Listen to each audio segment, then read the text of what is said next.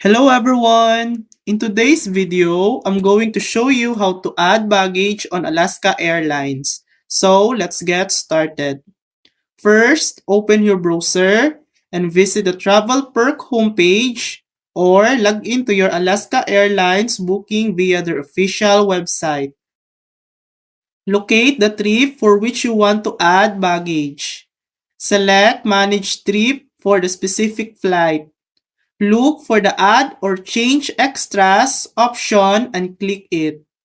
Navigate to the bag selection area.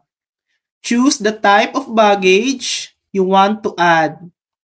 Click Add Baggage. A notification will be sent to the person who made the booking confirming the added baggage. And that's it. That's how to add baggage on Alaska Airlines. If this video helped you, please like and subscribe for more helpful tutorials.